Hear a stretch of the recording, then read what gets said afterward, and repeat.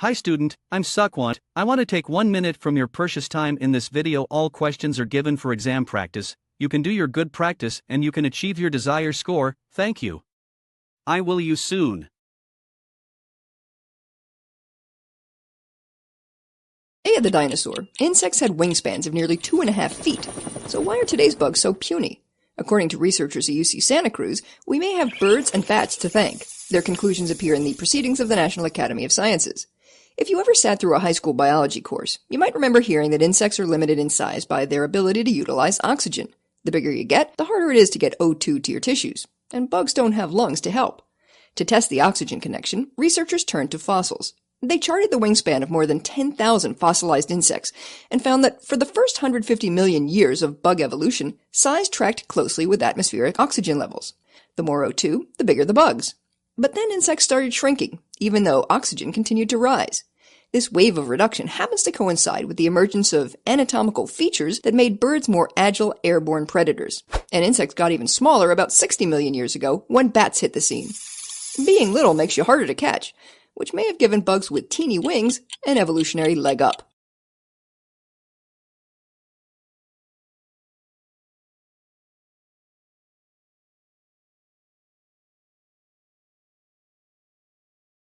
Day of the dinosaur. Insects had wingspans of nearly 2.5 feet. So why are today's bugs so puny? According to researchers at UC Santa Cruz, we may have birds and bats to thank. Their conclusions appear in the Proceedings of the National Academy of Sciences. If you ever sat through a high school biology course, you might remember hearing that insects are limited in size by their ability to utilize oxygen. The bigger you get, the harder it is to get O2 to your tissues. And bugs don't have lungs to help. To test the oxygen connection, researchers turned to fossils. They charted the wingspan of more than 10,000 fossilized insects and found that for the first 150 million years of bug evolution, size tracked closely with atmospheric oxygen levels. The more O2, the bigger the bugs. But then insects started shrinking, even though oxygen continued to rise.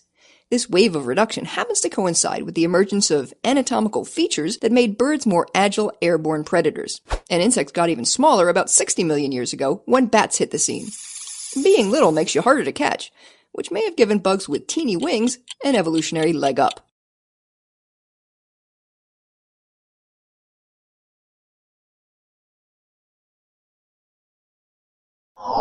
The food and beverage industry spend more than $10 billion a year in the U.S. to market their products to children, and it's money well spent for them. By age 2, children may already harbor preferences for certain brands, and kids under 6 can often associate brands with specific products, such as McDonald's.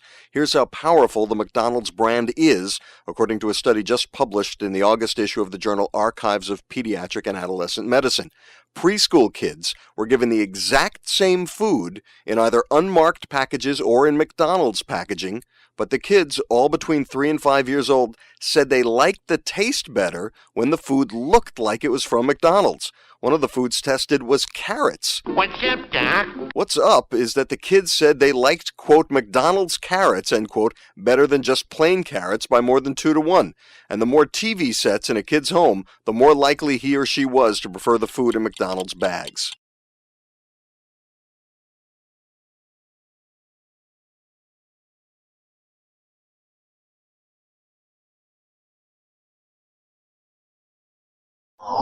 The food and beverage industry spend more than $10 billion a year in the U.S. to market their products to children, and it's money well spent for them. By age 2, children may already harbor preferences for certain brands, and kids under 6 can often associate brands with specific products, such as McDonald's. Here's how powerful the McDonald's brand is, according to a study just published in the August issue of the journal Archives of Pediatric and Adolescent Medicine. Preschool kids were given the exact same food in either unmarked packages or in McDonald's packaging, but the kids, all between 3 and 5 years old, said they liked the taste better when the food looked like it was from McDonald's. One of the foods tested was carrots. What's up, Doc? What's up is that the kids said they liked, quote, McDonald's carrots, end quote, better than just plain carrots by more than 2 to 1. And the more TV sets in a kid's home, the more likely he or she was to prefer the food in McDonald's bags.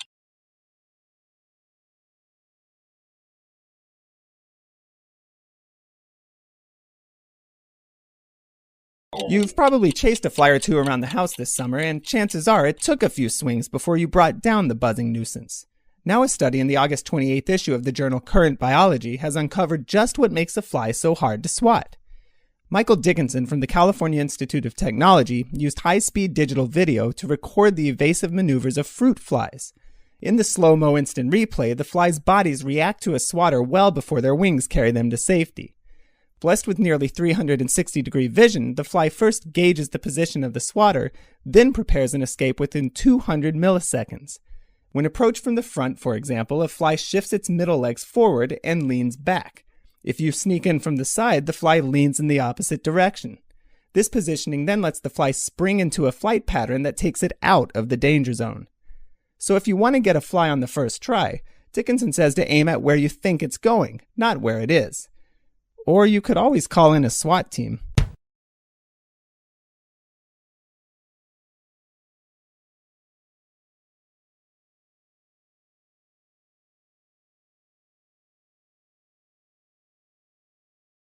You've probably chased a fly or two around the house this summer, and chances are it took a few swings before you brought down the buzzing nuisance.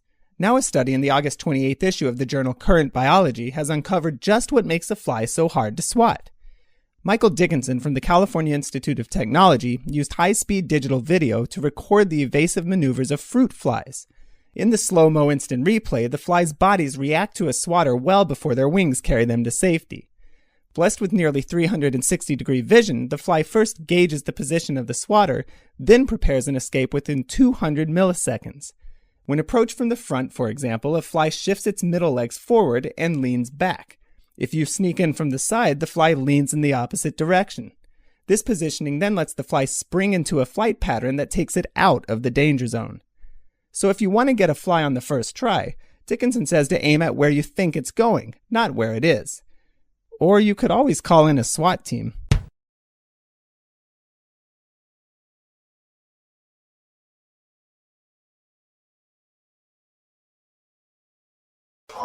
Imagine if you could focus your nose the way you focus your eyes. Scientists now believe that animals with a highly developed sense of smell, like rats and dogs, do just that.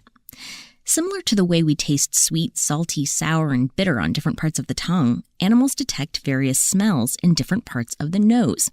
Researchers at the University of Chicago hypothesized that rats, by changing the way air flows across the insides of the nostrils, could direct the scent to the nasal region where it could best be detected. Turns out they were right. When presented with different odors, rats actually changed the way they sniffed. For example, long, slow sniffs for hard-to-detect scents, or short, fast ones for easy ones. Rats even sniffed differently while learning a new scent than when the smell was familiar. The study is in the Journal of Neuroscience. The researchers say the finding shows that there's more to a good sense of smell than originally thought. A sensitive nose is important, but so is how you use it.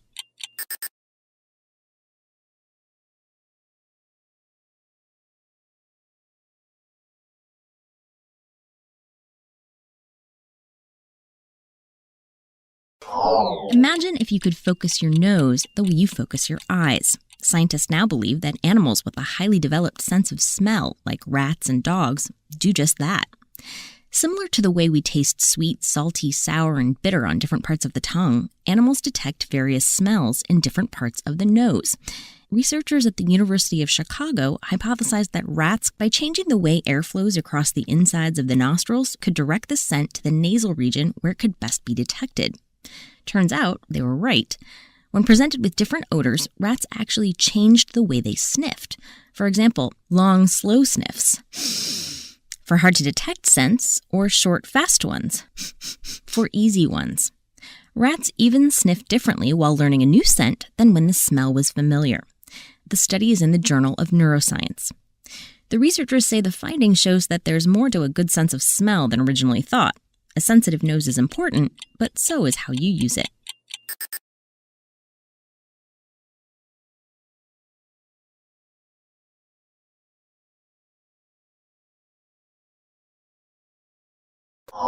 Cameras that catch drivers who blow through red lights are there to improve safety by discouraging light running. But such cameras actually increase the likelihood of car crashes. because more drivers jam on the brakes in an attempt to make a late stop at red light camera intersections. That's the finding of a study done by researchers at the University of South Florida College of Public Health. They decided to look into the issue because Florida officials are considering installing many more such cameras around the state.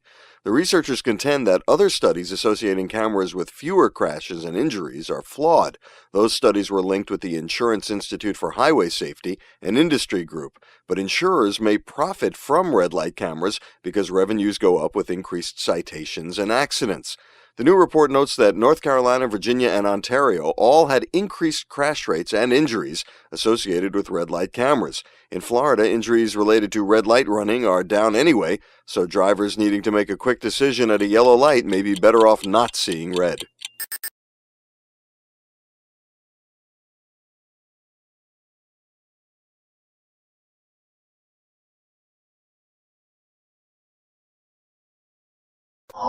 Cameras that catch drivers who blow through red lights are there to improve safety by discouraging light running. But such cameras actually increase the likelihood of car crashes, because more drivers jam on the brakes in an attempt to make a late stop at red light camera intersections. That's the finding of a study done by researchers at the University of South Florida College of Public Health. They decided to look into the issue because Florida officials are considering installing many more such cameras around the state. The researchers contend that other studies associating cameras with fewer crashes and injuries are flawed. Those studies were linked with the Insurance Institute for Highway Safety, an industry group, but insurers may profit from red light cameras because revenues go up with increased citations and accidents. The new report notes that North Carolina, Virginia, and Ontario all had increased crash rates and injuries associated with red light cameras. In Florida, injuries related to red light running are down anyway, so drivers needing to make a quick decision at a yellow light may be better off not seeing red. Thank you for watching this video. Will help you a lot, and subscribe our channel Vital PTE Academy to see more education related videos of PTE Academy. I will meet you in next video.